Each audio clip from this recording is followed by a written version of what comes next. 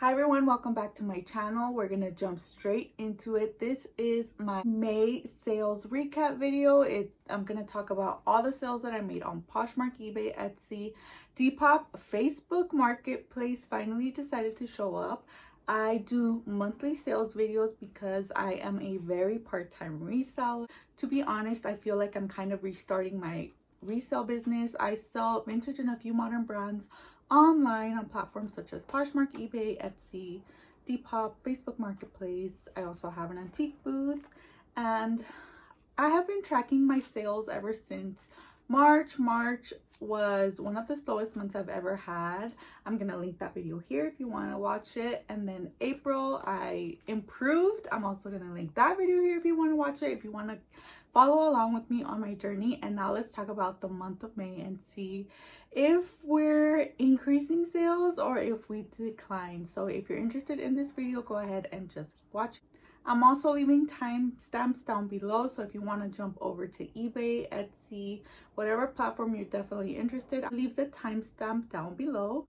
Also, stay tuned until the end of the video for a preview of next week's video. I have the next 6 videos lined up. I do videos every Wednesday. I would appreciate it if you would hit like and subscribe if you're interested in this video and you would like to join us here every Wednesday.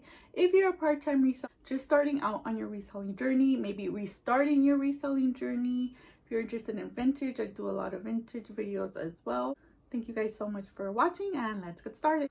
Okay, so I have my notes, and the month of May I had 31 sales total, and my total sales was $840. I had 24 sales on Poshmark, 0 sales on eBay this month. I had 4 sales on Etsy this month, 2 on Depop, and my first sale on Facebook Marketplace. So that is an improvement of April. April only had 24 sales and I made $533. So we are improving. We're getting better every month. And let's get into the breakdown of the sales. So let's start with Poshmark. We had 24 sales total on Poshmark. Poshmark is the platform that I make the most sales on. I have my laptop down here. And the first sale of the month was this Spanx Bagel Buster leggings. I paid $8 for these at a consignment shop and they sold for $35. My next sale was this Forever 21 Nirvana distressed t-shirt. I only picked it up, it was at the bins. I only picked it up because it was Nirvana. I mean, band t-shirts always sell, and it sold for $10. I got it at the bin, so I had like $1 into it. Up next, I had this vintage 90s chain link belt. I've had this belt for over 2 years and it sold for full price of $18, but it did take like 2.5 years to sell.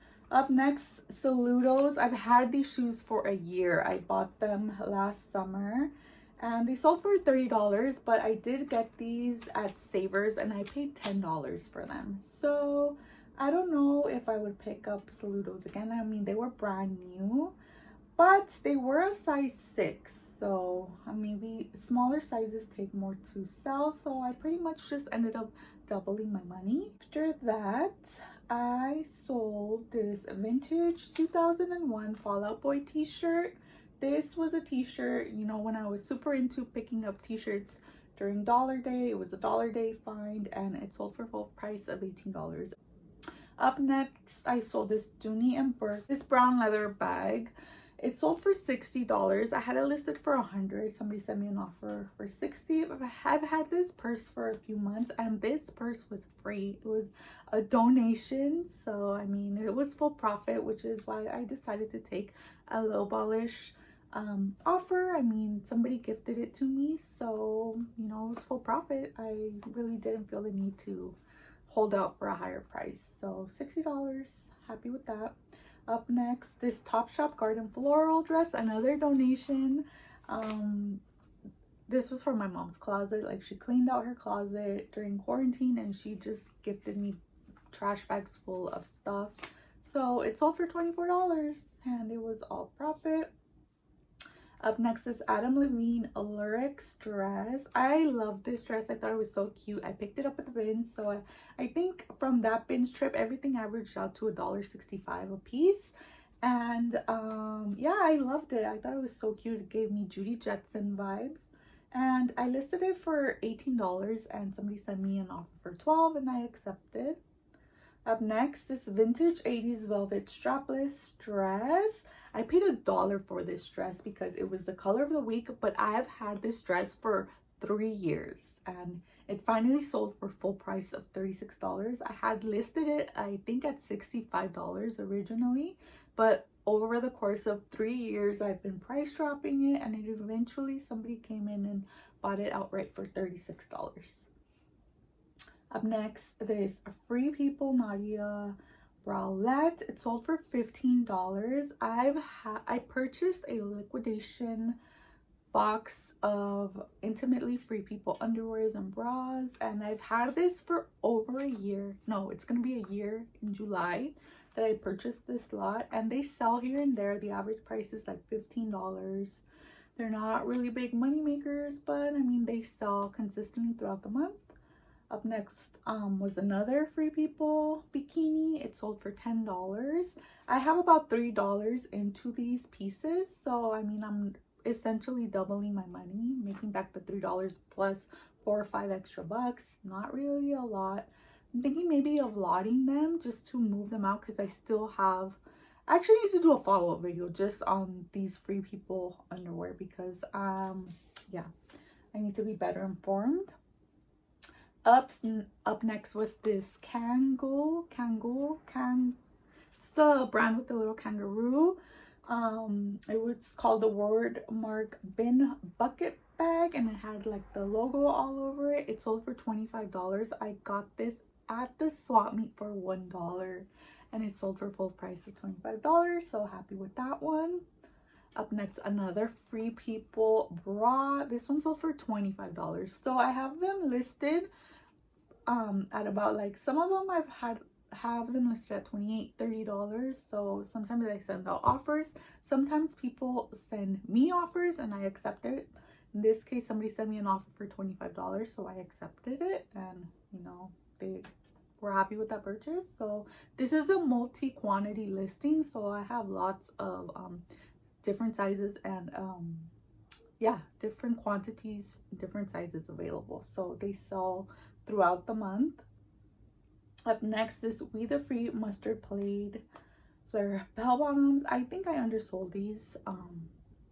I think originally they were $75 and I had them listed like around $65, and I priced them down to $50, and this person kept lowballing me, and you know, I'm kind of like,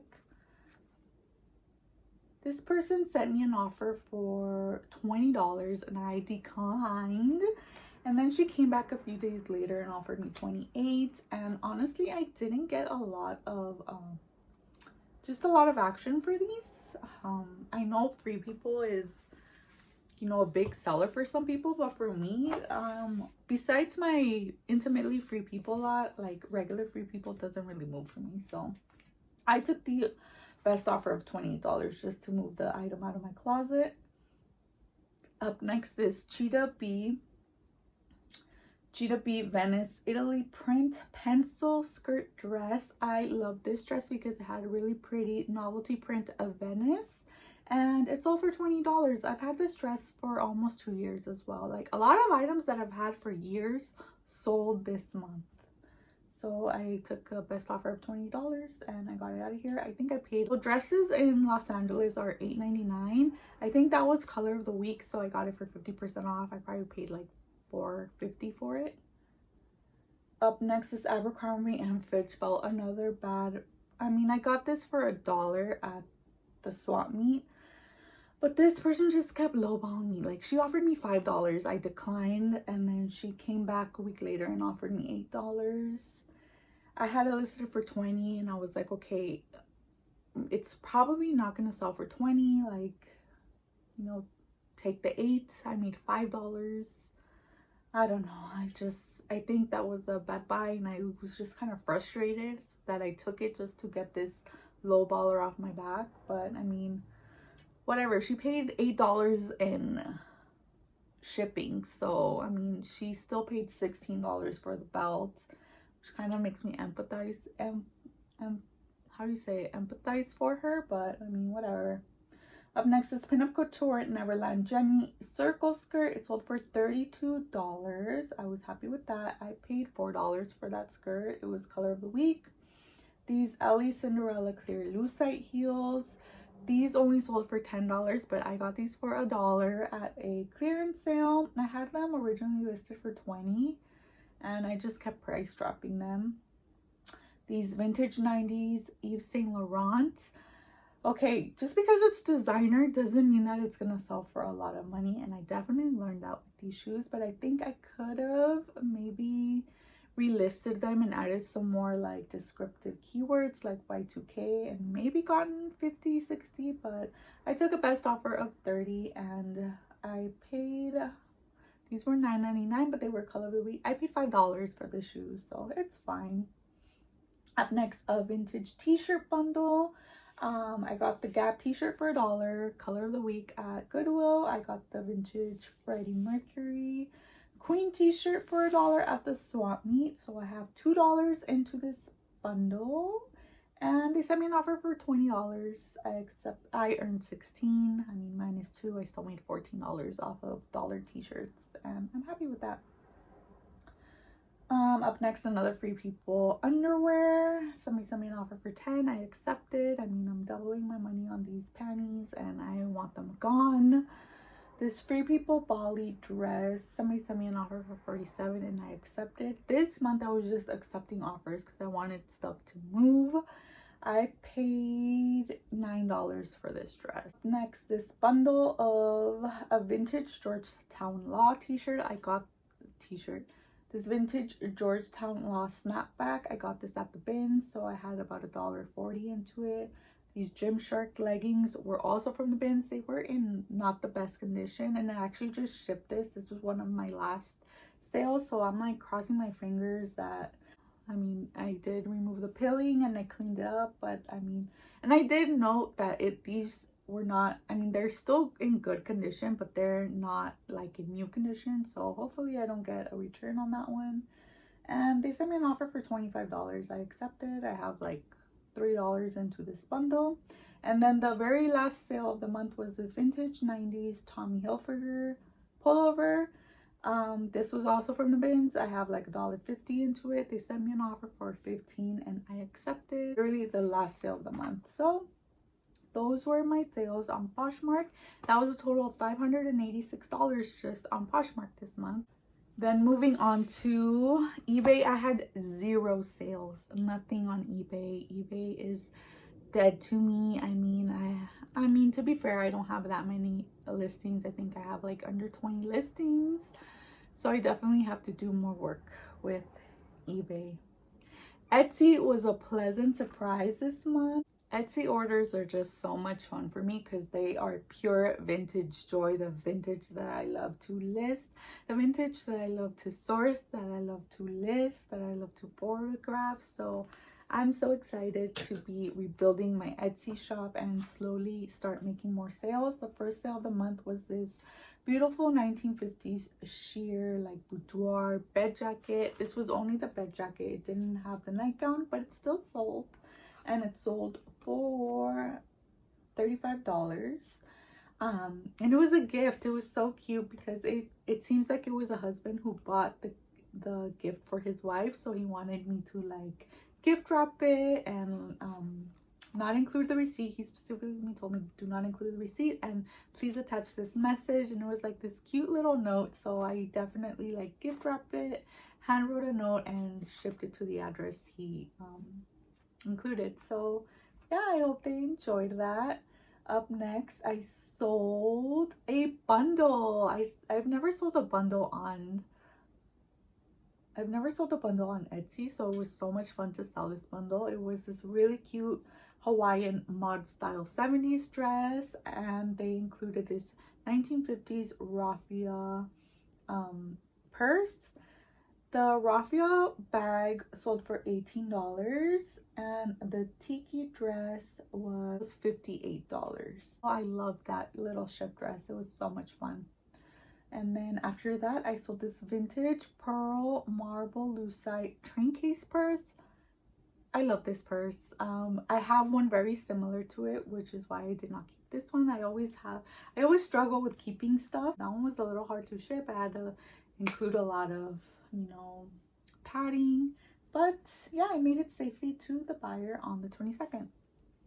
And that one sold for $85. Vintage, it was either a very late 1960s or very early 70s floral maxi dress. Yeah, it would definitely fit a modern size 16. I sold this to a costume house in New York City, and it was so easy to ship. They wanted me to ship it overnight, and they gave me their FedEx account, so I immediately went to FedEx and shipped it to them, and they were so happy with it. So I don't know, I kind of want to ask them like what costumes do you service, but maybe I should Google the costume house and see. Maybe it'll appear somewhere online. But yeah, those were my 4 sales on Etsy, and they were so much fun. I can't wait to do more and list more over on Etsy. So I only had 2 sales on Depop. One of them was this 90s kind of like tribal print southwestern jacket. It only sold for $10.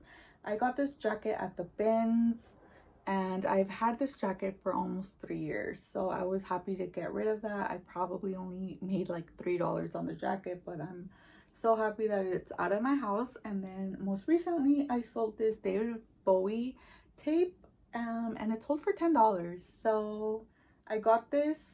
Honestly, I have probably like 40 cents into this item. I filled up a tote bag full of stuff at an estate sale. It included like a Nirvana tape, like a bunch of cassettes, like toys, pretty much everything that I have listed on my Depop. I have like McDonald's toys, like Looney Tune things, I have Power Ranger stuff, and I have a Blockbuster video cassette. I just have like a bunch of random stuff on Depop that I paid probably like under 50 cents for. So most of them I have listed between $10 and $15. So I mean, it sold for 10. I mean, definitely made some profit on that.